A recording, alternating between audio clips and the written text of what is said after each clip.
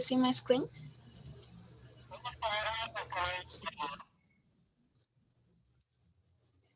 Excuse me, Dr. Thierry, can you see my screen? Yes, okay. I didn't know that you were addressing me.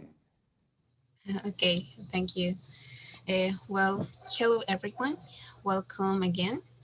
Welcome you all to our fourth open webinar with Dr. Thierry Sempere. On behalf of the Southern team, I have the pleasure to welcome all the geological community to this interesting virtual talk in favor of promoting and guaranteeing the spread of updated knowledge related to mineral exploration. For our agenda for today, we have some announcement. Then we will have the presentation from Dr. Sempere. And after that, we will have some questions and discussions related to the topic that he will present. Some announcement related to South Arm. We are hosting the Geology Conference, as you can see in this photo. This event will take part in July, the second week. We have now a discount, 35% of discount until 31 until March, until March finish. So I invite you all to join us to this global event. And for the other one, we have the next open webinar for exploring MBT deposits in Peru from the engineer Watson Flores. I invite you all to join us for 15 days. Yeah, and as you can see, today we have the presentation of Dr. Thierry Sempere about the evolution of the southernmost Peru. Just a brief introduction to him. He is graduated from the Paris School of Mines as a geologist. He has been studying the geology of the Central Andes and Sub-Andes for 38 years now, mostly in Peru and Bolivia. He is author or co-author of about 100 scientific papers with 3,000 citations in international journals. After a long career in academic research, he has been working as a consultant since 2017. He continues to investigate the detailed evolution and anatomy of the Andean system, by connecting and articulated multidisciplinary data and observations on a regional local scale. Stratigraphy and basin analysis, geochronology and geology of the magmatic arc, tectonics, geomorphology, etc., paying specific attention to resource geology. Some general housekeeping. Please get comfortable for the next 50 minutes. I invite you to turn off your phone and grab a coffee, or in some cases, a juice. And please don't forget to mute your microphone and turn off your video while the speaker is presenting to avoid the network overload. And just to finish, I want to invite you to follow us to our Southern channel in the YouTube channel. We upload educational content related to our past open webinars. As you can see, we have some from our deposits such as porphyry deposits, IOCG deposits, hyperspectral geology, and more. And well, thank you. Here it is, we have the email and website where you can find the open webinar, the past open webinars, and these are our social media, Facebook, LinkedIn, and YouTube. So that's all. I invite you, Dr. Thierry Sempere, to start with your presentation, please. Okay, thank you, Juliana. So I will try to find my presentation again. And well, yeah, I think the best is through full screen. So I have to also minimize those windows. And this is not my first slide, so okay, it's like okay. So in fact, this is the talk, an extended and a much extended version of the talk I'll give in ProExplore next Monday. So I have co-authors. I am the person who put the data together and the interpretation. My French colleague Jean-Louis Paquet obtained a datation uranium lead on zircon from a number, I think it's about 10 or more samples from the Toquepala Formation and other units. William Martinez, who's been a long time at INGEMET, is the Peruvian expert. I consider him the Peruvian expert on the Toquepala Group. Alonso Marchena works at INGEMET. He's been I've taught stratigraphy to him in the UNI, Universidad Nacional de Ingenieros Lima. He has become a geochemist, and very important that he obtained in the program led by William Martinez, very important data that I will show a few slides about it, demonstrating that at some time during the evolution of the Toquepala arc, the crust, the arc crust, was thickened by magmatic activity. And Jorge Acosta is a long friend of mine and is been until recently the head of the resource geology at INGEMET also. And this is a next talent version of the talk. Well, you all know that most of primary ore deposits formed in connection with a volcanic system.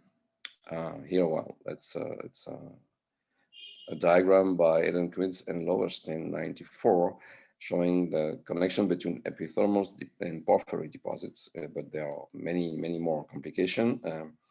I will not insist on that. And the consequence is that continental arcs present a very favorable setting for uh, this kind of deposit because of subduction, allowed to recycle metals that are enriched in the lower crust and to drive them above into the upper crust where they can be mined.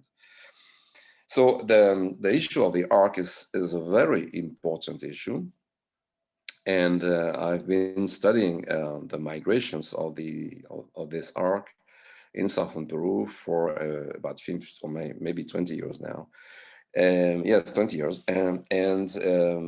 We reconstructed. This is, well, it's partly obsolete. I do not show the most modern uh, data because as you know, I am a consultant and I'm not going to give away everything I know. But this has been published, and so there is no problem about that. The arc in the early Jurassic was apparently located in this area, and it migrated to where the coastline is today in the middle Jurassic. And we have no evidence of arc activity onshore.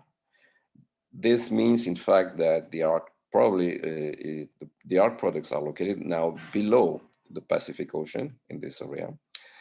There is no direct evidence, not much. There is some limited evidence of that, but what we have are detrital zircons with ages that fall within this time window. And so the arc was active at that time, but it's not most active where in terrestrial territory of Peru today. And then the arc came back from this position offshore to where it had been before in the Ilo batholith, and so-called Ilo batholith, and moved toward Arequipa and then established for 25 million years, sorry, 15 million years in this area. And these three intervals correspond to the Toquepala group, in fact, because as you will see in a few moments, it's probable that the base of the Toquepala group is 120 million years. It's not directly dated, but it's inferred from a number of things, and also through correlation with other areas of Peru where at 120, about 120, a major change occurs along the margin. So what is interesting for mining geology is that the Toquepala arc is related to giant porphyry copper deposits, which are Cerro Verde, and it's twin deposit of Santa Rosa, and the major Cuajone, Quellaveco, and Toquepala, which form what I will call in this talk CQT cluster. The Toquepala group has a limited extension. I mean, it's not present, for instance, it's not known, at least in this area here. And its boundary, approximate boundary is here. It's this green line, green dotted line, dashed line, sorry. But of course, we don't know much what occurs in this area because we are limited by the outcrops. And in starting here, the much of the of what our crops out is occupied by recent volcanics. But what is clear is that the Toquepala stops about this line in this area. And so there is no continuity to the west, where we have the so-called Arequipa massif developed. So there is probably a control on that. And I will not, well, I'm working on this topic, and I will not disclose exactly the state of my research about that because I'm not completely sure about it. But the limit would be here. It would be a limit controlled by a specific tectonic phenomena that started to develop in the Cretaceous, in the early Cretaceous. So this slide is text in order to me to read it for you. This summarizes the talk more or less, the main data in the talk, and in the next slides I will be illustrating what I'm going to read right now. So the Toquepala group consists of a very thick pile of volcanic and volcaniclastic strata. The thickness estimated by Bellido, the man who studied first the Toquepala group, is at least 3 kilometers. And if we take the thicknesses listed by Martinez and Zuluaga in 2000, we would reach about 5 kilometers of thickness. So this is extremely thick. Such a thickness implies that the area where the Toquepala group accumulated was undergoing a marked subsidence, which is likely to have had a regional extensional origin. And this has to be compared to the coeval Casma group. Well, Casma group is from central Peru and a little bit to the north. And to the north, the Casma group continues into the Lancones basin. And these three basins, including the basins, three subsidence area, originated about the same time. This is what results from this study I'm presenting. So it's interesting. The volcanic rocks in the Toquepala group are lava and pyroclastic flows of andesitic, mainly andesitic, to rhyolitic compositions. We observe a more mafic tendency, type of basaltic andesites towards the base of the unit, and a higher frequency of ignimbritic flows towards its upper part, which would make the upper Toquepala. And the base of the Toquepala group, this is more of my opinion. Possibly not everybody agrees, but the base of the Toquepala group, I think it's to me a lithological discontinuity likely to be 110 million years, as I said, which is Aptian, coinciding with a major dominantly mafic magmatic event that was accompanied by many copper mineralization along western Peru, from the northern Peru to the south, along the entire margin of Peru. Well, I will not give details because it's not, the talk is not about that, but it's interesting. Now, an age of 120 million years for the base of the Toquepala group is compatible with a zircon UPB age of about 94 million years obtained on an ignimbrite flow located 1 kilometer above the base of the group in the Moquegua area. This age is close to the Cenomanian-Turonian boundary, which is nearly the same. And this age is of 94 million years is an age brought by this study, obtained by my colleague Paquet in France. So this ignimbrite of 94, which is Cenomanian, latest Cenomanian, is the oldest dated so far in the Toquepala group. And this is, I think it's about 1,000 meters above the base of the Toquepala. So that's why the base of the Toquepala very easily can be 120. After 74 million years, ignimbrite flows are more common.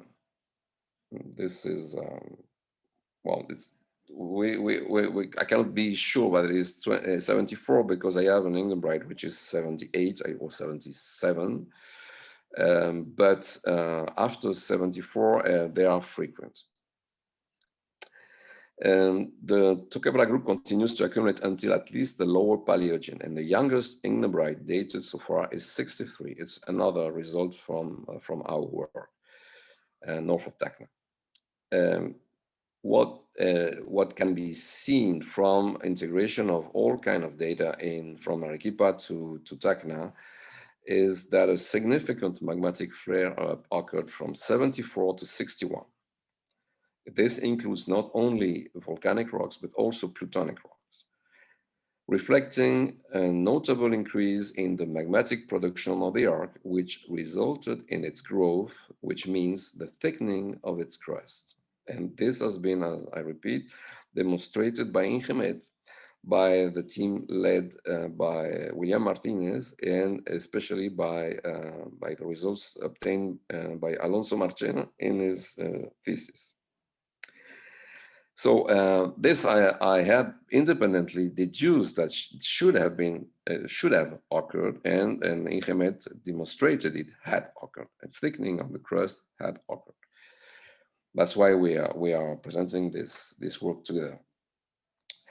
Because the over-thickened arc crust underwent a gravitational, i.e., extensional collapse starting 60 million years, which resulted in the exhumation of the La Caldera horst. I will show what it is a little later. And this is, we demonstrated that on the basis of structural study and also fission track study. This is when I understood that collapse had occurred, I deduced that some over-thickening must have occurred also before. And what is most interesting for mining geology is that the porphyries that host giant copper deposits were emplaced during the collapse of the arc, not before, during the collapse of the arc. And this makes that a very important guide for prospecting will be the age of the rocks that are found during exploration. Now, a few slides to illustrate that. We are here south of Moquegua, between Moquegua and Hilo, in a small quebrada, and we see the base of the Toquepala Group. These below is Guaneros Formation, which includes mostly sediments, rather deep sediments, and also lava flows, but they're characterized by sediments with fossils that indicates deep waters like Poseidonia and ammonites. And then we have a change with massive, very massive lava flows and a lot of dikes. Here we see a lot of dikes, which are in fact belonging to the Toquepala group, intruding the Guaneros Formation, and which is locally much disrupted by swarms of feeder dikes of this group. And you see that everywhere in this area, the Guaneros strata are completely disrupted by intrusions and faulted also by the magmatic event, the major magnetic event that represents the initiation of the Toquepala Group. And the composition are andesites and basaltic andesites. Above the base, well, a few hundred of meters above, we see flows, lava flows, alternating with one another. The base of the flow, which overlies the altered top of another flow. And you see this flow is itself altered at its top, and there is another flow above it. So apparently this was deposited subaerially. Well, I'm not an expert on that, but it's what I would suggest. No, the age of this section, because we are not far from the base, but we are below the Cenomanian ignimbrite, rather several hundreds of meters below. The age here is likely to be Aptian Albion. This is another flow, and probably the same one, but from another angle. And we see, as I was showing, the weathered upper part of the underlying lava flow and the base of the overlying lava flow. And this repeats itself quite many times. Okay, this is characteristic of the lower Toquepala in this area, at least. And when you get up in the succession of Toquepala, in the upper Toquepala group, we see many ignimbrites, and these ignimbrites are thick. They are commonly 100 meters thick or more. They are extremely thick, and they are thicker than the Cenozoic ignimbrites, in fact. They are also intercalated with other volcanic products and volcanic clastic rocks, as we see here. We see the bedding. This is typically Toquepala, but these whitish and orange levels units are ignimbrites. So my idea was to sample those ignimbrites and try to do a stratigraphy, and I was expecting the ignimbrites I was expecting ingenuously that there would be a little number of, a small number of ignimbrites, so we would be able to correlate these ignimbrites by their age. And in fact, all the ignimbrites I sampled gave different ages. So there are many ignimbrites in the Toquepala.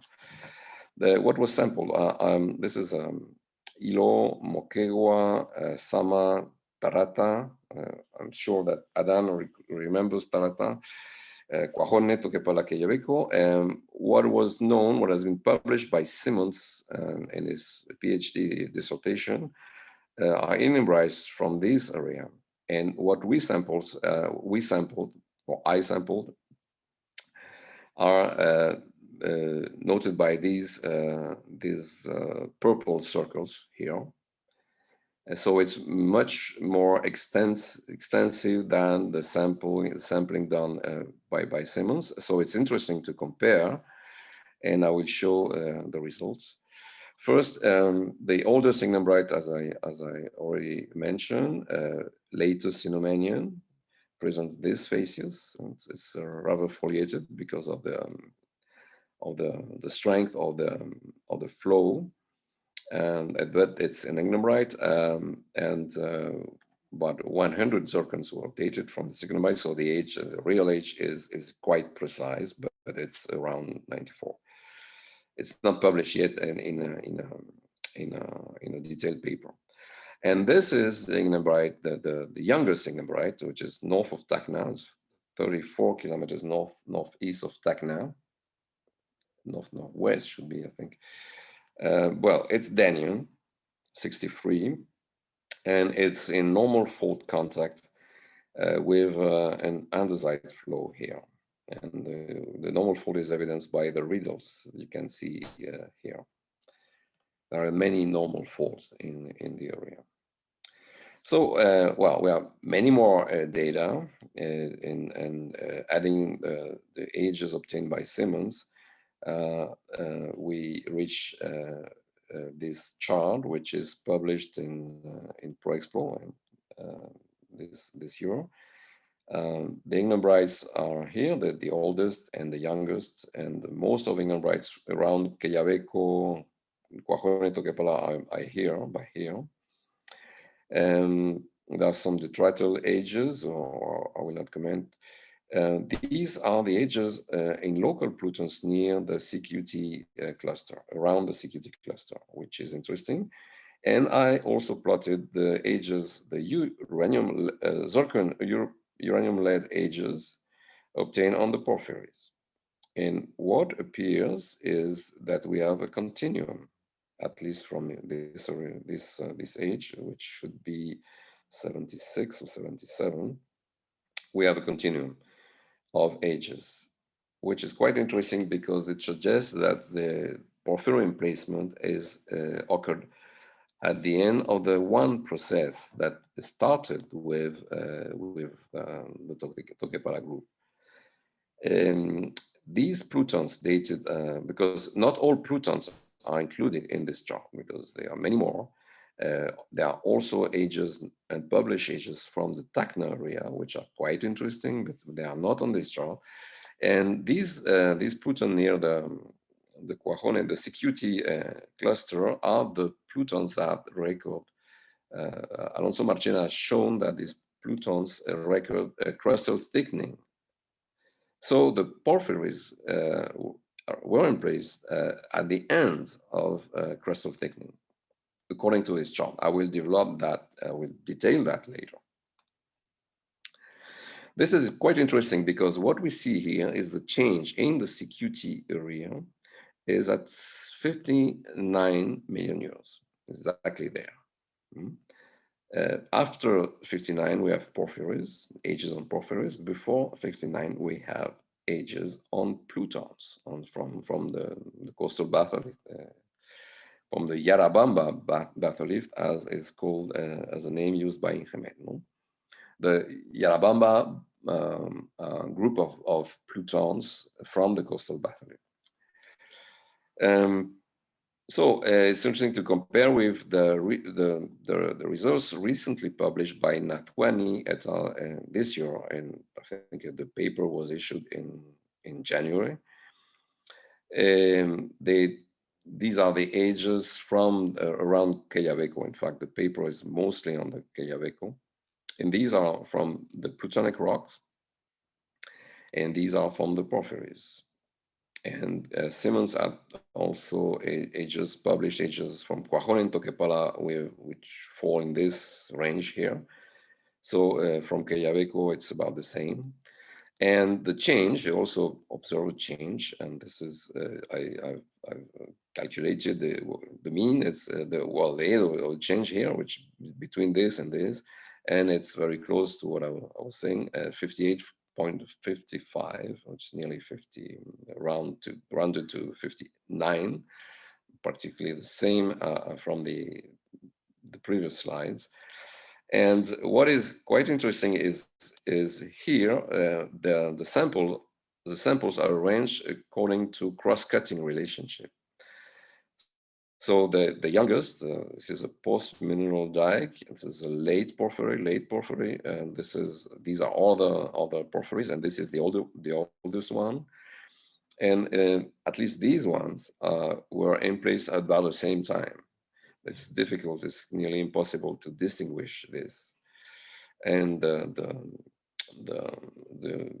interval of time is 3.7 million years. The middle is at 54.8, let's say 55. And in this paper, these are the data by Nathwani et al. This is a title. You possibly already know this paper. And so they have dated, and they did also geochemistry. And their report, in particular, what I underline in red, change in whole rock chemistry in Yarabamba intrusive rocks to high strontium on yttrium, high lanthanum on ytterbium, and high europium on europium star is observed as 60, more or less 60, it's approximately 60, which is broadly coincident with the change in vector of the converging Nazca plate and the onset of regional compression and crustal thickening during the first stage of the Incaic orogeny. This is interesting because it mixes the geochemistry data, geochemical data, which are interesting and that show that some crustal thickening had occurred, but they linked it to the change in vector of the convergence and also to regional compression. And regional compression is supposed to have been the cause of crustal thickening during the first stage of the Incaic orogeny. And this is where I find problems with the interpretation. I will develop that in this talk because, in fact, there is absolutely no compression recorded in the southern Peru. And this is you cannot say that the change that is reported here in the whole of chemistry is due to regional compression because there was none. But of course, these authors only used that from the bibliography, and didn't do field work by themselves. They just got that from the bibliography in Incaic origin also. So I will show that it cannot be, this interpretation doesn't stand, it's not tenable. Yeah, there are important points of agreement with Nathwani et al. It's true that a major change occurred at about 60 million years. They found it, and we also found it. The arc crust was thickened around that time.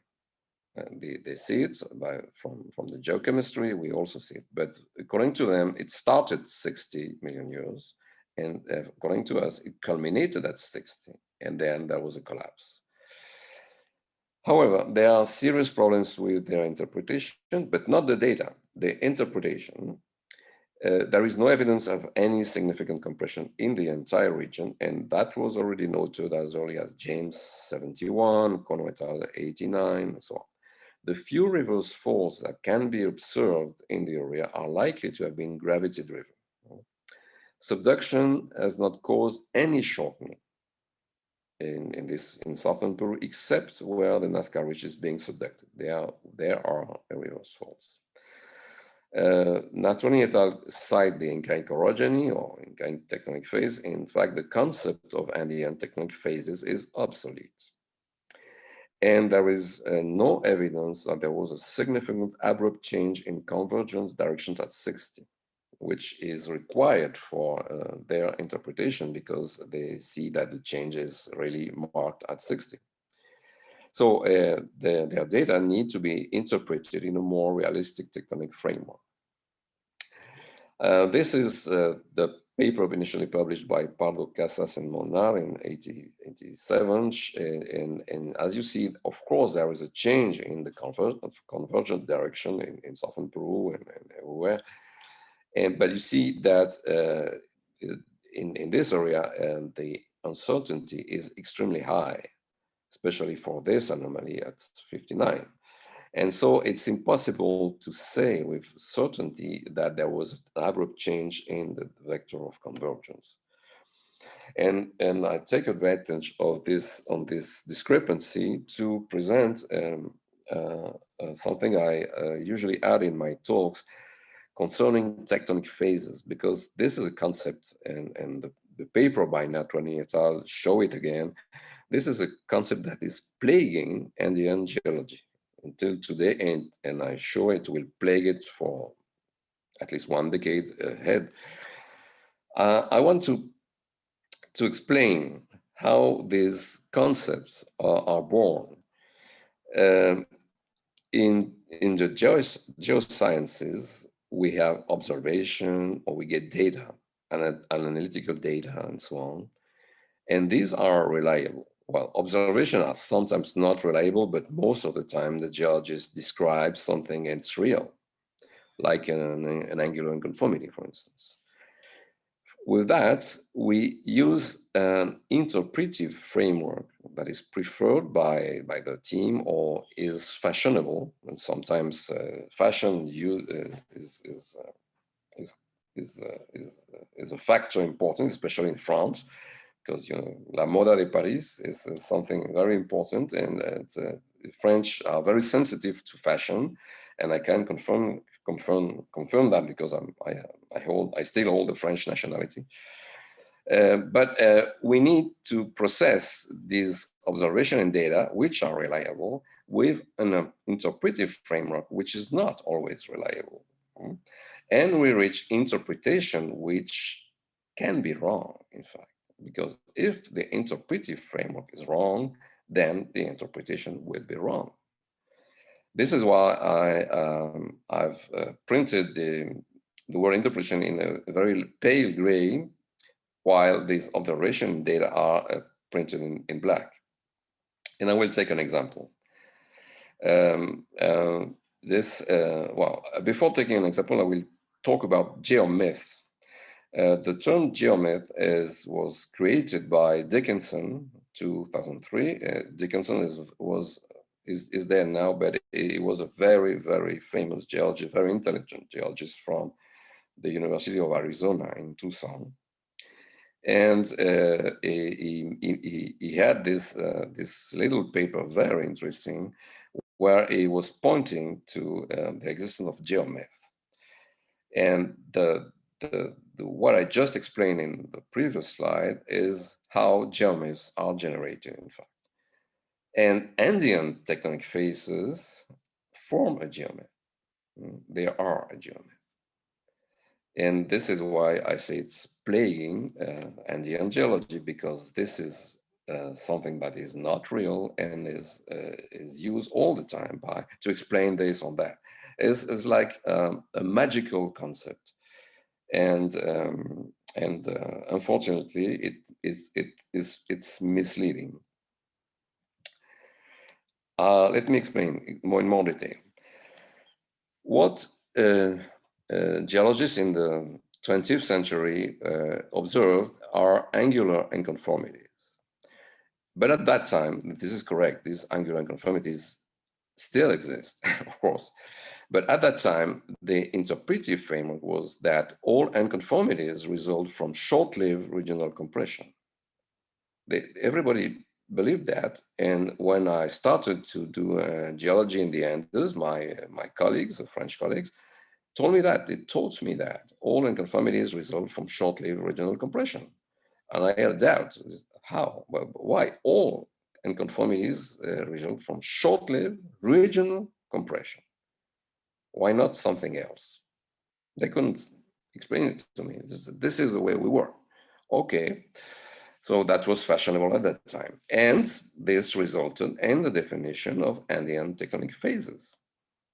And so an angular unconformity, what was observed, was interpreted readily as an Andean tectonic phase. Tectonic phases were introduced by Stiller, a German geologist, in 1924, about 1 century ago, to explain synchronous orogenies in distant continents, which were thought to be fixed and unable to move. This is the reason why Stiller proposed the concept of tectonic phases at a time where continents couldn't move in their minds. And so he had to explain synchronous orogenies, which we now understand as collision between continents, as with a concept. It was tectonic phases. And the concept got fashionable quickly and was applied to Peru by another German geologist, Steinmann. And this is, since then, we have had the tectonic phases in the Andes. But they are obsolete. It's completely wrong. It doesn't exist. It's just the consequence of the state of knowledge at one time, 1 century ago, and we are still dealing with the consequences of this kind of interpretation. So I will show why it doesn't exist. According to, this is an angular unconformity in the seismic line, And in the earlier times in the 20th century, any angular unconformity was interpreted as a result of the compressional tectonic phase of regional scale, as I just said. Now, let's watch the entire seismic line. This is it. It's from the Gulf of Mexico. It's obvious that the context is extensional. We even have salts here piercing some strata. And we see the scale. We see that here we have the unconformity in about 5 or less than 10 kilometers to this direction. There is no unconformity. So this is not regional. This is not compressional either. Okay. So the interpretive framework used in the 20th century was wrong. Okay. Deformation of strata and other rocks and thus angular unconformities may in fact have been caused by a number of tectonic phenomena, among them classical tectonic, compression or transpression, extension or transtension, but also gravity-driven phenomena, which have mixed effects, extensional, compressional, and locally transcurrent, also by intrusions of magma. Magma deform the strata. Magmas deform the strata they intrude. Low density vaporized ice, salt and gypsum also deform the strata they intrude, and even unlithophyzed shales and muds do that. So deformation can be done by quite a number of factors, of tectonic factors, and there is no way to say it's all compressional and regional, of course, if we applied logics.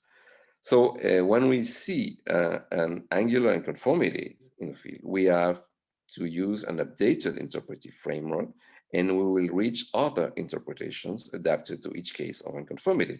But we have no right now to reach, every time we see an angular unconformity, say this is the phase, the Machigenga phase, on anything. This is magical thinking. We need to understand what was the cause of the unconformity. And as I just showed, the cause can be, it could be like at least 8 causes, or 1, 2, 3, 4, 5, 6, 7, 8. Yes, we don't know. We see an angular unconformity, but we should refrain from saying this is the Incaic phase or the Peruvian phase or anything. What is interesting in southern Peru, we have one angular unconformity, one major and regional at about 52, is the unconformity between the Moquegua group and the Toquepala group. And this unconformity is in fact caused by extension, normal faulting. And I will show examples on this phenomenon. And so it's not a tectonic phase as classical. It's that the arc has collapsed, as I will try to convince you. And the arc has collapsed. Why? Because the arc was thickened before. There is a thickening of the crust during the Toquepala group, especially at the end. And then because it is over thickened, because the crust is over thickened, the crust collapsed. This is a view from the Carretera Panamericana, which is, I show that because anybody, even in a bus going from Arequipa to Camaná, can see that when reaching Vitor, this is a Vitor Valley, and looking at the beds here, you see an offset, and this is the offset here from a view nearby. This is obviously a normal fault. This is obviously a normal fault. Not far from there, at another scale, we see the same lower Moquegua here, the typical, but you see in this area that this bed is displaced by normal faults, and that these normal faults are not affecting the beds above. So it means that normal faulting was active during sedimentation of the lower Moquegua group, which is older than 30. It is between 50 and 30 in this area. North of Moquegua, for instance, we have also, and this is a fault because it's straight, and this mass of lower Moquegua red siltstones is deformed, in fact. near the contact, and these are ignimbrites from the Toquepala group. So we have the Moquegua on normal faults on the Toquepala group. And within the Toquepala group, we also see a festival of normal faulting. This is west of Cuajone. This is absolutely incredible. Every outcrop shows magnificent normal faulting and so on. So what we see in the area is normal faulting, normal faulting, normal faulting in the Toquepala and in the Moquegua. And mapping the area, this map is only in the Arequipa, but this continues to Tacna. It's really dominated by normal faulting. I will, and at all scales, and normal faulting that has been has had a long history in the area. One thing that is important, and sometimes that younger geologists forget, because younger geologists tend to use microtectonics, which is a deeply biased method, but it's been sold by French geologists as the ultimate method, but it's quite biased. What the younger geologists should remember as criteria is still valid. It's older on younger or younger on older. Because when you have the fault and the relationship is younger on older or shallower on deeper, it's normal fault. And when it's older on younger, it's reverse fault. Another criterion is that normal faulting exposes the fault plane, and this will result in triangular facets because this is the fault plane exposed. And if the fault is active or is not too old, the triangular facets will be preserved. And this is diagnostic for normal faulting.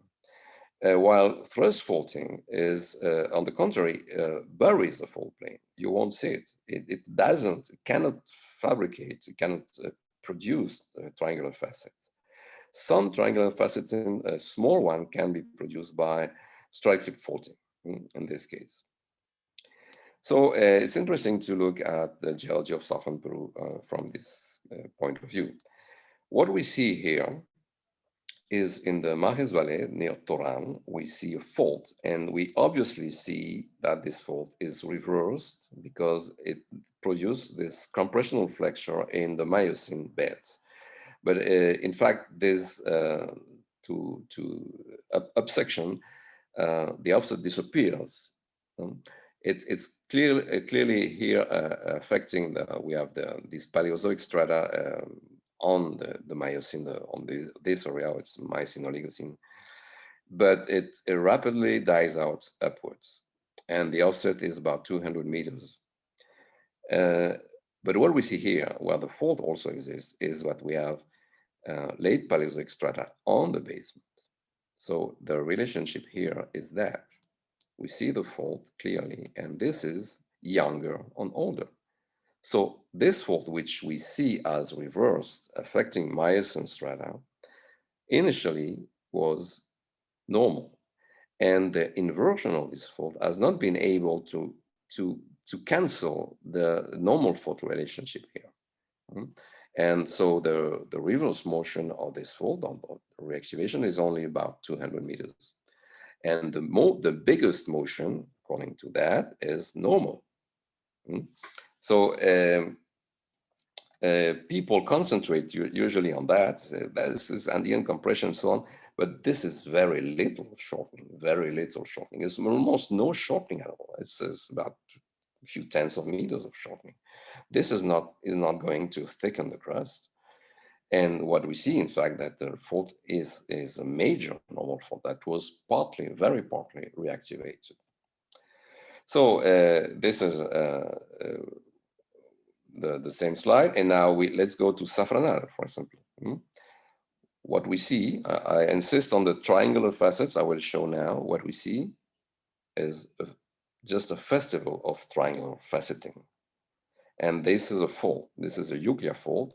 And as you see here, the trace of the fault goes into the valley, meaning that the fault plane is inclined toward toward the bottom of the picture, and thus that this Cenozoic is on the fault plane, dipping this way, and this is below it.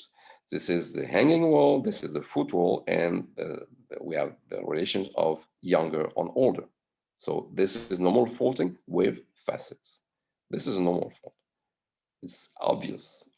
It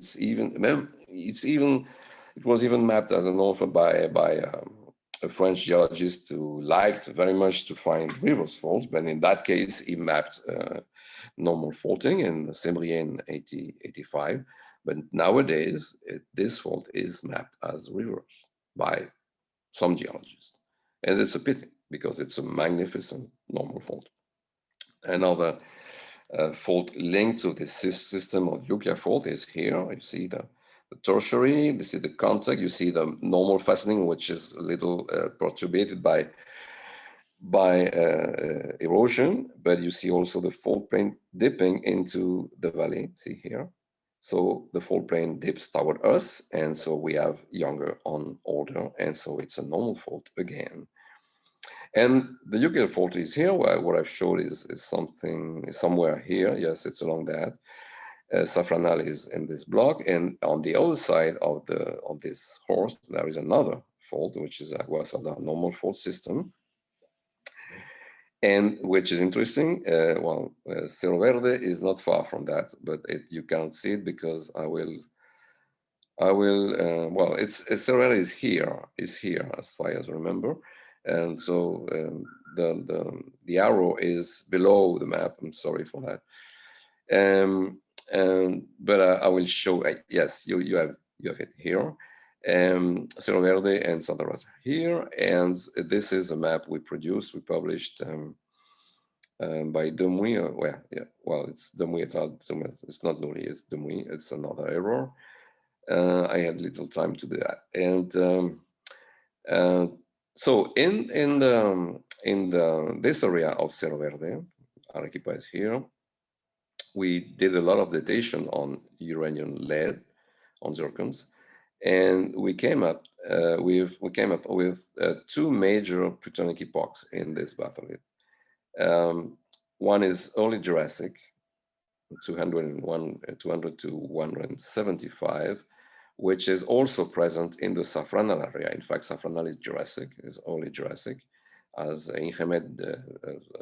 Alan Campos from Alan Santos demonstrated that in a paper, a recent paper. So this Jurassic batholith is quite present, and there is a bigger. This Jurassic batholith appears in this purple color, and this is slightly younger. This is still Jurassic, but slightly younger. And the biggest, the more productive epoch was between 90 and 61, Coniacian to Danian, corresponding to the Toquepala epoch, with a major voluminous pulse between 74 and 61, and just prior to porphyry emplacement, which are more emplaced in Cerro Verde at 60, but if we add the CQT cluster, it's 54. We see the largest volumes, plutonic volumes, are dated between, in fact, 70 and 61 in this area. They are in orange. And in red, they are slightly older ages between 84 and 60 and 76. So we have a lot of magma emplaced as a mega seal between 74 and 61. And so when we realized that, I thought, okay, this is major volumes of magma intruding in the crust. And it would be logical to expect that it had a volcanic counterpart at the same time. So we dated ignimbrites and volcanic rocks in the Riotambo Valley, going up to Quinistaquillas, which is about here. And this is what can be seen in Google Earth. We see a disconformity here between the Labra formation and conglomerates, volcanic conglomerates, which are present here. This is Jorge Acosta, and we are having lunch here in 2003. Maybe Adam Pino was here too, but it's not on the picture. And we see what's these conglomerates at the Matalake formation, and but they are mostly volcanic and volcanodetritic products. And then we get a very thick unit of ignimbrites. It's nearly 500 meters of ignimbrites, and the base of it, the base of the oldest ignimbrite in this acantilado, in this cliff, is 73.3, and the top of it is 72.2. So in about 1 million year, we had 500 meters of ignimbrites accumulated. And then again, volcanic products, and again, an ignimbrite, which is here dated at 65. So a lot of ignimbrites starting 73. And so that fits rather well what we see in the plutonic counterpart. Much magma intruded between 74 and 61, and we have the same in volcanic rocks in the Tambo River. And when we go to Bolivia, but very far away, because it's about 500 kilometers away, and there is a succession dated by magnetostratigraphy, and there is one unit here. It's all red beds except this unit, which is whitish. Why is it whitish? Because it withholds a large volcanic input. There are many tuffs and much tufaceous material in this unit, and we dated it. It was nearly a quarter of a century ago, between 73 and 61.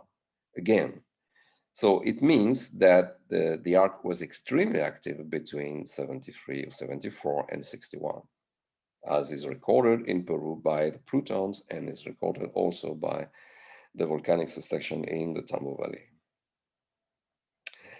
Now, what is interesting, and I insist on that, is Alonso Marchena in his thesis at the Uni demonstrated that when using cerium on yttrium marker, which can be translated in terms of crustal thickness, he evidenced that there was a trend starting in the Yarabamba, and especially marked by in the area of Los Calatos, especially Cuajone, Toquepala, where rocks have recorded or interacted with crust that had 60 or between 55 and 60 kilometers thickness. And so this is very clear that the crust had been thickened at that time. It's maybe clearer on this diagram. Of these crosses, red crosses, correspond to the coastal baryte in the CQT area, and while the red stain here corresponds to the Yarabamba, but at a larger scale, at a regional scale, which is between 84 to 60, while this area delimited by this dashed line is 68 to 59. And this is clear that there are points that show that the crust had been thickened. And this is from the porphyry, in one porphyry in Quellaveco, but only from the plutonic rocks. And this is very important, because the plutonics are dated before 59, and that the crust of the arc was undergoing crustal thickening, because this point, for instance, suggests that the crust was about 55 kilometers thick, and this is crustal thickening, of course. So the plutonic record, the volcanic record, and the geochemical record all point to enhanced magmatic production and thus to thickening of the arc crust at that time. This is a main point, and this is where we have discrepancy with Natwani et al., because Natwani et al. Think that the crustal thickening was acquired after 60, and we just show, I think, rather clearly that the crustal thickening was acquired before 60. So when there is an over-thickened crust with at least one free boundary, it must be expected that this over-thickening ends up collapsing due to gravitational forces generating much normal faulting. This is a cartoon showing what happens in this case. This is a free boundary and this is too thick and the crust will just collapse, forming at the surface normal faulting in the brittle crust, and in ductile crust will have some ductile flow, lateral ductile flow. And this is exactly what we see. All we see, as I showed before in the area, is normal faulting. This is only 2.6 kilometers from Cerro Verde. We see a magnificent normal fault because we have the late Jurassic on metamorphic basement with this kind of dip. So it's younger on older and must be a normal fault. And the dip is about 45 degrees to the southwest. This also close to Cerro Verde open pits, and this is within Jurassic. And this is obviously a low angle normal fault, very nice one, with extension of all the beds in the hanging wall. And this continues apparently to southeast, the northeast of the crust, and in the area of Cuajone, Cuyabeco, Toquepala, and this is where I showed normal faulting west of Cuajone. And there are also, I guess, I know that Micalaco has been described as normal fault, Micalaco fault from Toquepala. And I suspect that the Incapucio at that time at least was working as a normal fault, but it's not sure. That's to be checked. So what is interesting is that when we have reverse faulting, rocks are buried and heated. But when we have normal faulting, we have stretching, but rocks are cooled and exposed. So we can use thermochronology to date that. And thermochronology, well, geochronology in general, has temperature closures as a function of the method. And using fission tracks on apatites and on zircons, we were able to show that the rocks were cooled exactly at that time in the Cerro Verde area, which is, we have many data. And in red are all the data in uranium lead, so crystallization ages. We have also data on biotite or argon on biotite. And what we use most are apatite fission tracks and zircon fission tracks, which are in these colors.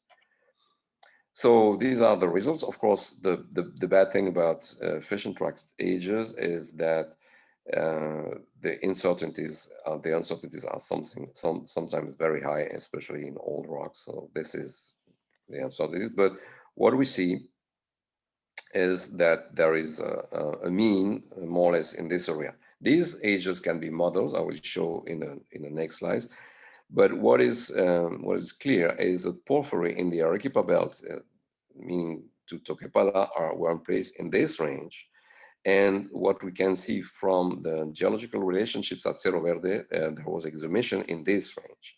And we see that most of the ages, using the uncertainty, the margin of errors, fall in, coincide with that. And so with the modeling done by Mélanie Nourry,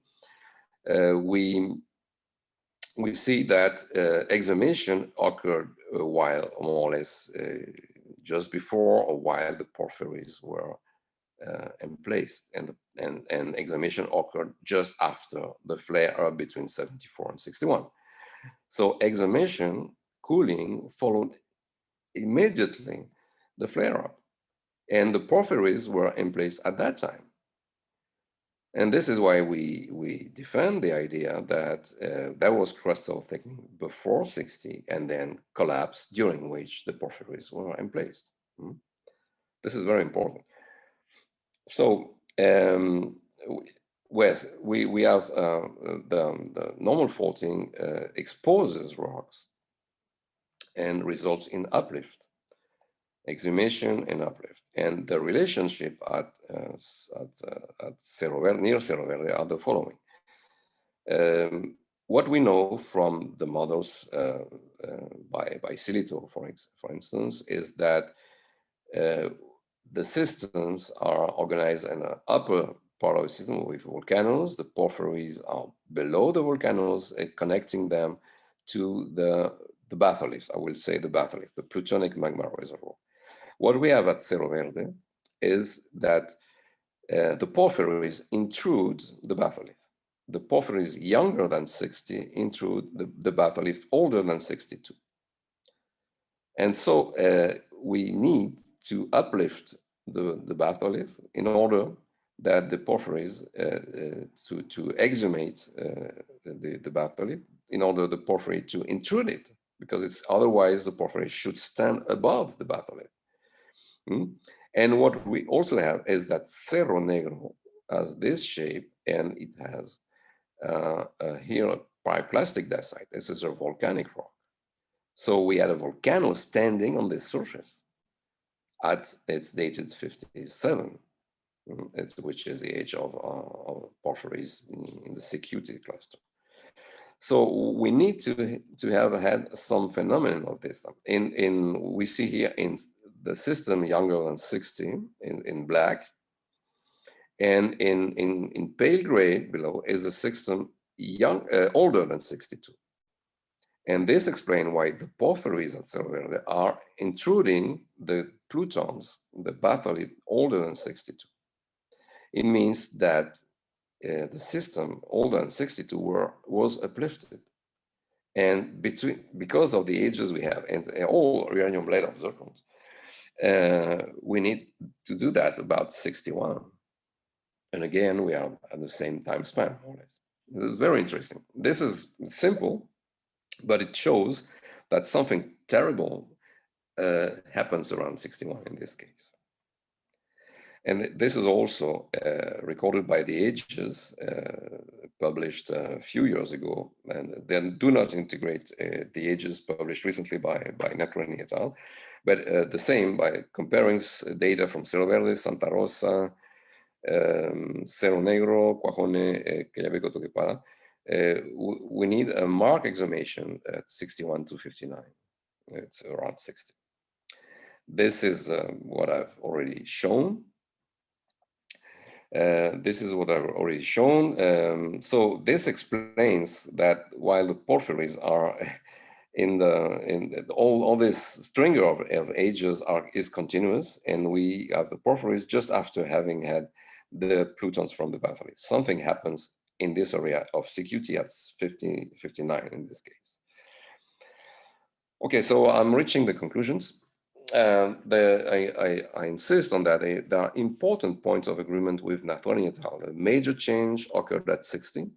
The arc crust was thickened around that time, and I explain why we think it was thickened before 60. Well, the discrepancies are on the basis of the change in geochemical signature. Nathrani et al. Contend that the 60 million year change corresponded to an abrupt thickening on the local crust caused by the Incaic phase. This is not possible because phases do not exist, and the area was not shortened. It seems, however, extremely difficult that crustal thickening may be acquired instantly anywhere on Earth, either by compression or by magmatic additions or lateral ductile flow of low crustal material. It means that some geological time is needed to thicken the crust. It will not be instantaneous. And there is, I repeat it, there is no evidence for significant compression in southern Peru. So it's not compression that produced the change. Also, compressional tectonic phases are obsolete geomorphs. The Incaic orogeny has snowballed through the academic literature on the Andes, but it's like nothing more than an interpretive bubble. I'm sorry to insist on that, but really, we need to get rid of those geomorphs. Therefore, we propose the following scenario. A crustal thickening was slowly acquired from the Campanian on. This resulted in a slow growth of garnet in the deeper section of the arc crust. Magmas that interacted with the garnet growing lower crust during a sufficiently long time acquired some garnet signature, and if these magmas had a chance to rise to upper crustal levels, the rocks that crystallized from them recorded it. This is probably why at least some precursor protons do show such a signature.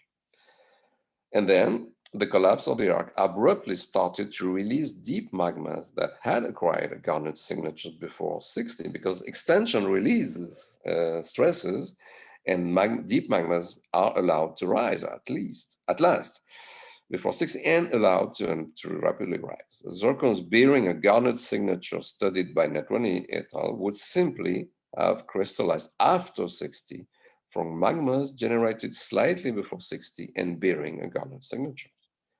And therefore, these younger zircons would present a signature that is older than 60, recording a crustal state slightly older than their crystallization. Well, I'm not sure that the information is based on zircons, but because there are also data from whole rock. But to achieve this scenario, the tectonic collapse of the arc was crucial, of course, because this is what allows allowed those magmas to rise. They were trapped in the deep crust and deep over thickened crust, and collapse of the arc allowed them to rise. And this is the big difference. So this can be summarized on this diagram. The time is here between 20 and 90 million years. Well, this is a stratigraphy from the distinct areas. The La Caldera host is here, where the plutons are cropping out today. So we saw a growth of the arc in this area, or the Toquepala arc in this area, with the arc flare up between 74 and 61, and then initiation of the collapse, which was probably slightly dichronous between Arequipa and Toquepala, but because we had in Arequipa 61 and in Toquepala in CQT cluster is 59. It's not much different, but it seems to be dichronous. And the porphyries were emplaced at the beginning of the collapse. And then extensional deformation continued through the Moquegua, the lower Moquegua, which is Moquegua A and B. So it seems to make sense. And of course, in this map, we are tempted to see if this model couldn't, in fact, extend to the south, east, and to the northwest. And in fact, in compiling the information from, for instance, the TACNA, we see that's possible and that this exists. And these are the number of data which I will not comment here. But in the Utah Pluton, for instance, has an age which is similar to the precursor plutons from the CQT cluster. Well, these are argon on biotite, but I have uranium lead on this run, and they are also compatible with 62. And there is copper. There is copper on the road. This is the reconstruction of the shape of the rocks of the Jurassic, the incline tabular Pluton of Utah, and then below again the Jurassic. We mapped that with the TACNA University 20 years ago, with Adan was there. He probably remembers. And that was copper there. And that time I was not working as a consultant, so I didn't pay attention, unfortunately, to that. But I did take pictures, and what is interesting that, of course, this Pluton was intruded as a mega seal, which was 2 kilometers at least thick. And when then the picture I have from that time is that this Pluton is intruded here by a rock which I couldn't identify clearly at that time, but which has copper, a lot of copper, and it seems to be a dike. And so apparently the copper is within a dike, and could be that is, and there was apparently tourmaline, and the black stuff. Well, I'm not a specialist, especially at that time I wasn't, but we concluded it could be tourmaline, and so we might have here a porphyry dike, and that will explain the copper mineralization. So this is to say that what we have understood between Cerro Verde and Toquepala is probably extends to the border with Chile in the Tacna area, and probably extends also to the northwest, which is much covered, but in some areas we do have the same signature, because in this belt we have Precambrian, for instance, at Malpaso, we have Precambrian at Cerro Verde, we have Precambrian here, and these Me2 granites are not Me2. They were dated by the University of Geneva, and these gave Precambrian ages. So this is very interesting. I personally think that this Lluclla horst and the process that formed the Lluclla horst, the extensional collapse of the arc, should continue to the southeast and should continue to the northwest. And this is the main control, in my view, on the emplacement of the giant porphyry copper deposits. So my main measures always is geology. A more accurate geology is the key to new discoveries. Many thanks for your attention. Thank you so much, Dr. Thierry Sempere. That was a great presentation Thank you. about Southern Peru. Well, it's time for questions. If someone has a question, just can leave in the message. Just can leave a message in the chat box, or if they want, can turn on their microphones.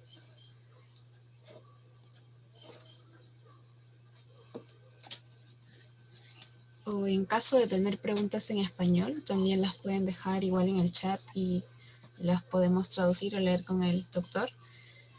Igual, de igual manera con el micrófono.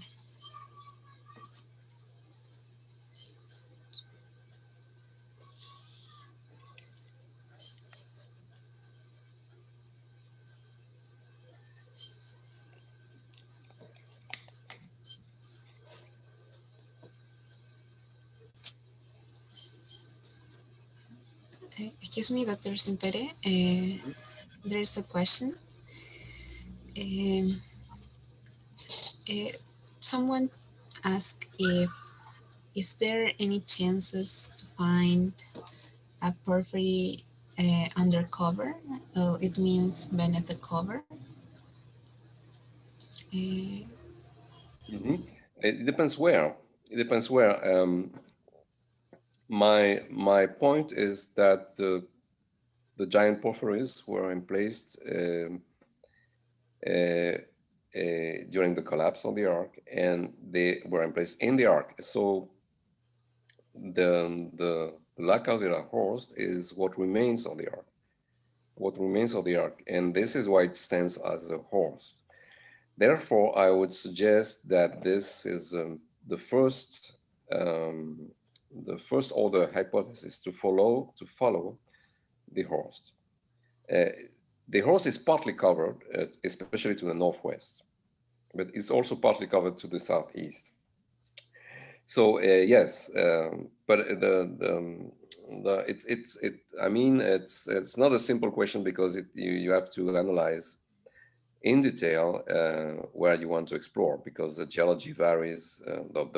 The later geology has not had the same effects everywhere. So in theory, yes, it's possible, but it depends where. Yeah. Thank you. Mm.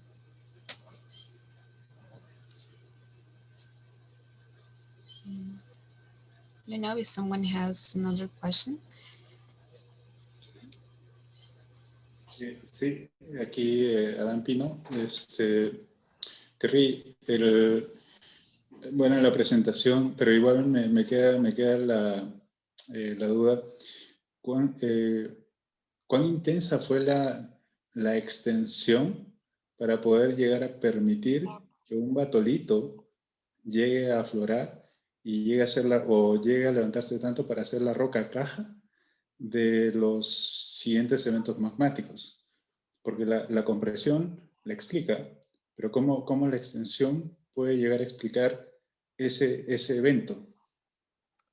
Sí, es que, bueno, voy a volver a compartir la pantalla, porque es mejor con figuras. A ver, estoy... Ya, esa es la... Es que para exhumar rocas hay dos procesos. Hay que sacar lo que está encima. Eso sí, ese es el proceso básico. Es decir que si queremos acá en este diagrama exhumar lo profundo, tenemos que sacar lo somero. Esa es la idea. Hay dos formas de hacerlo. Sea erosión. La erosión te viene a cepillarlo de arriba y llega acá. O hay que tectónicamente sacarlo de arriba, lo que se hace en extensión. Lo que hace la compresión es, no saca, la compresión ¿cómo se dice? Te bury, estoy hablando en español, no sé si la pregunta estaba en inglés o en español. Eleva. Es que a veces yo confundo los dos idiomas y ¿está bien? ¿Sí sigo en español o...? Sí, doctor. Sí, era en español. Es que la compression varies, and I had also another buries rocks, as maybe this one is better. Compression buries rocks and doesn't exhume them. What will exhume rocks in a compressional setting is erosion. So to exhume rocks quickly, you need extension. You need extension. It's the only way to exhume rocks quickly. And this is why rocks are cool and that thermochronology can record this, the effect. But by erosion alone, erosion takes time. Erosion takes time. And look at the canyons in southern Peru, which are the deepest canyons in the world. Okay, they are eroding 2 kilometers, but in fact, only along the river. And laterally, it's not eroded. So only 2 kilometers. While on an extensional fault like the one in, I'm sure that I have this. I'm doing several things, several conferences at the same time, and I don't think I have them here. No, it's not in this talk. Look at the Cordillera Blanca normal fault, and this is a major fault where it's a normal fault. Everybody agrees on that, even the French geologists. You realize it's incredible, and the example is excellent because the footwall of the Cordillera Blanca, the rocks that make up the Cordillera Blanca, are plutonic. It's a leucodiorite, granodiorite. Leucogranodiorite. Have you any idea of the age of this leucogranodiorite? It's plutonic rock, so it was placed 3 kilometers below, at least 3 kilometers below surface at that time, and now it's cropping out at nearly at 6,500 meters. And the age and uranium-lead age on this diorite, leucogranodiorite, sorry, is 8 million years. So 8 million years ago, this batholith was at, let's say, at least 3 kilometers depth below surface. Now it's cropping out in the highest points in Peru. And this has been done by normal faulting because it's thanks to the Cordillera Blanca normal fault. And it's typical of what the normal fault are able to do. It's also the same as in southern Peru with the rocks, metamorphic rocks near Mejia, Moliendo Mejia, are the deepest rocks. They are ultra high temperature rocks from the base of the Neoproterozoic, but they are ultra high temperature rocks that formed at a depth of 35 kilometers. 35 kilometers. The metamorphic rocks near Mejia formed at 35 kilometers depth at that time. And now they're cropping out. And no erosion is going to do that. So you need only one thing, normal faulting. And the area is surrounded by normal fault. And the ones I've shown in one of my, I think it was in this talk, yeah, here. You see the rocks here, they were at 35 kilometers depth 1 billion years ago, and now they're cropping out. It's not erosion, erosion cannot dig that deep. You need a normal faulting, and in fact, all these normal faults, and especially the one that is in the Rio Tambo River here, are responsible for that. So I repeat, to exhumate to cool rocks, there are only two phenomena: erosion, but erosion cannot do miracles, and normal faulting, large-scale normal faulting, yes, and this will exhumate rocks. And therefore, the uplift rocks in the footwall, the rocks in the footwall will be uplifted. And I believe this is what happened in Cerro Verde. Because it's too short. We have no time for erosion. No time. There have been erosion, but not only erosion. It's impossible to dig so quickly if you don't do normal faulting extension. That's true. Well, this is a new paradigm to read. This is completely different that how we knew about the tectonic event related to the formation of the porphyry. But when you see, for example, it's those evidences are similar in different parts of the Andes because of, for example, here in Ecuador, you have the Jurassic belt, where the main host rock is the batholith. The main host rock of the porphyry is the batholith.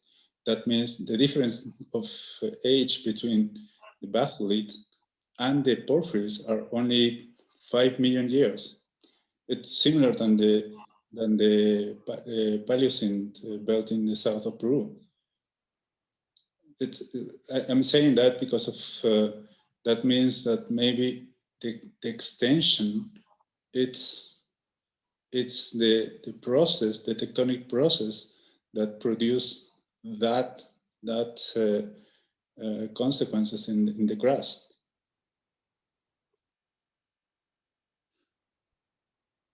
The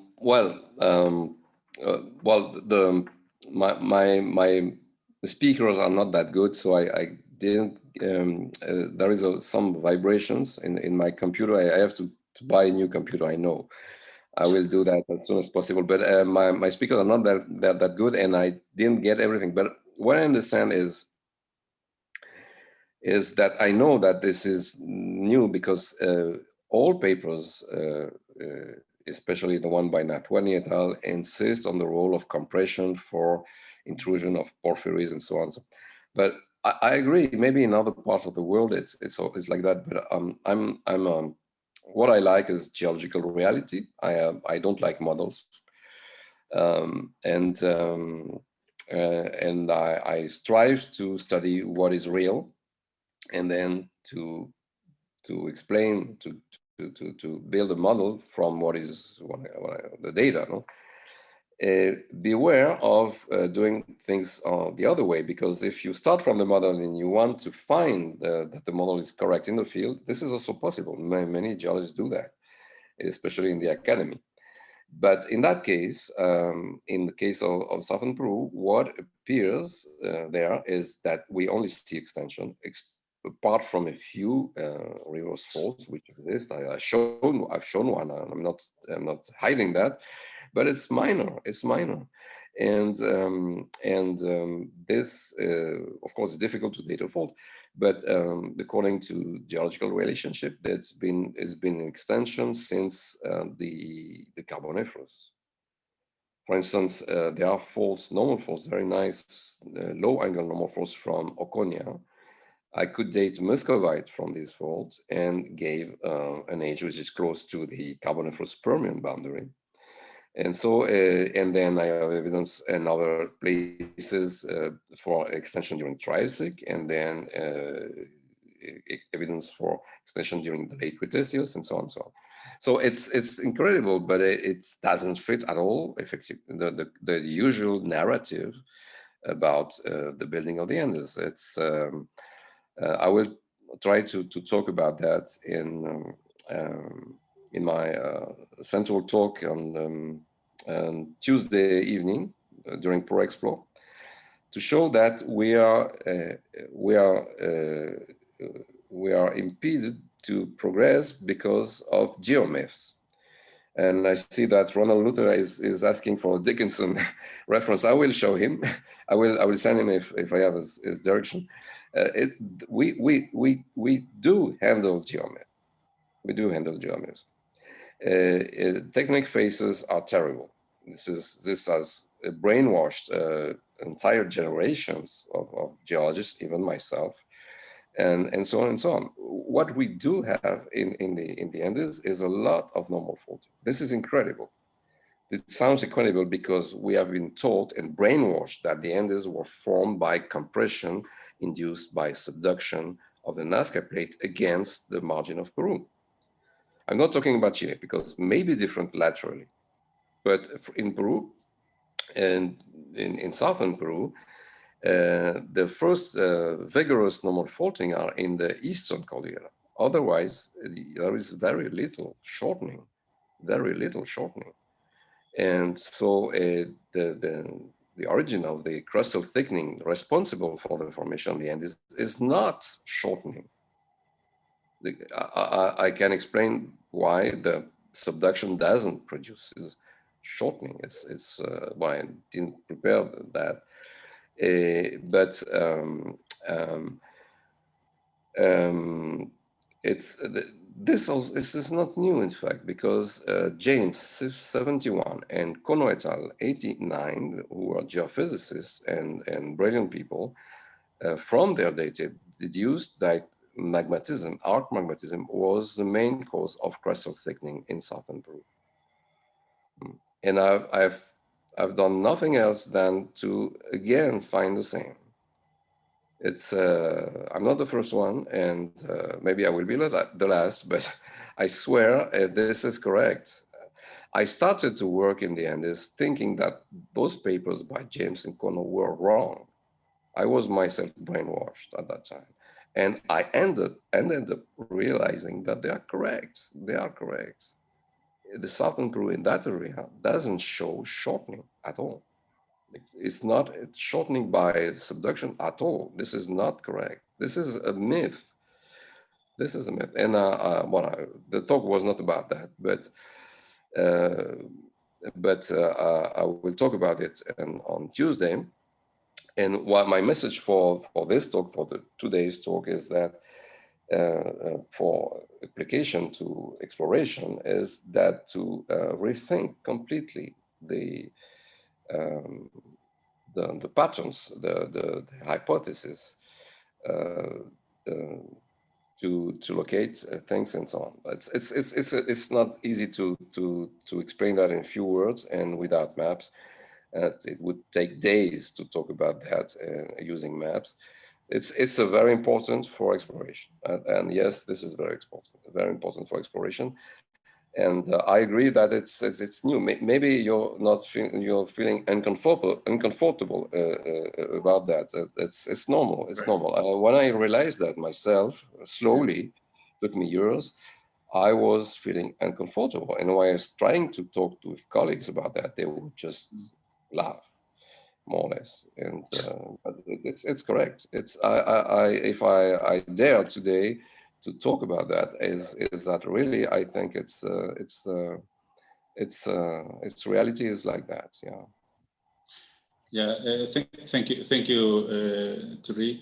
I think just for finishing, it's the key here is that observations, field observations are, I think, the most important evidences here, more than the interpretation, and we need to believe in our field observation more than the interpretation.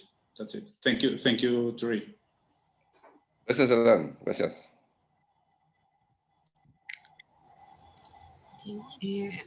Dr. Sempere, we have another question. Maybe we can finish with it because we have a very good explanation from you. From Jaime Cardona. First of all, thank you very much, Doctor, for the so interest presentation. According to the collapse model, property and placement related, how wide the southwest-northeast direction could be, or could we hope to Paleocene arc has been? I didn't understand all the questions. Can I read it on the, where is it? Is it on the Q&A? Well, I'm seeing the chat, but this is not in the chat, is it? Yeah, it is in the chat. Yeah. I found it. Okay.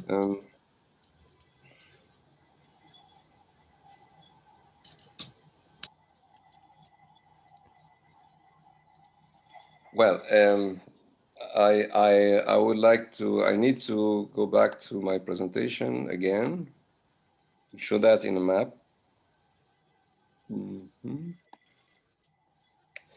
So how wide was it? Not very wide. In fact, this is should be a scale somewhere. Yeah. But the caldera host in La Caldera is about this wide, and it's about, I would say, 20 kilometers, 15 to 20 kilometers, but it doesn't crop out everywhere. This collapse exhumed a core of deep rocks, and this is why we see mostly we see basement in Cerro Verde, we see intrusions of all ages, and laterally, well, no, that's it, basement and deep intrusions, and in a few cases we see a chocolate formation here, and this continues to this area, which it's partly covered. You know, this is why we cannot for sure link the Inca-Pucuyo fault system to the Lluclla fault. Possibly it's the same system, it's probably the same, but it's not for sure the same system. It's partly covered. This is why Los Calatos is not as obvious, was not as obvious to find as Cuajone, Toquepala, but Los Calatos is a porphyry. Chapi is in fact is, as according to information I received recently, would be Jurassic, late Jurassic, and it's linked to a sill that we dated north of Chapi, and obviously the other boundary of the horse, I said this is possibly 20 kilometers, but on this direction we are not sure about it because we don't see it's partly covered. And but this is a trend, more or less. This is a trend, and this is where I would, well, of course, this has been explored a lot, but from the surface, and I suspect strongly that there are more porphyries to be discovered in this trend, in this horst. This is all I can say today, as far as we know. Okay. Okay, Dr. Sempere, that was a very good presentation. For all of us was so interesting. And thank you again for bringing us your time to give this presentation, this virtual talk. And we reiterate our appreciation with you, and we look forward to seeing you again soon. And yeah, of course, in the Archaeology Conference with a course and a conference. Thank you so much again, and take care a little. Thank you for these words. Thank you very much. Thank Thank you you. very Good. much. And thank you for the Doctor. invitation. Hola.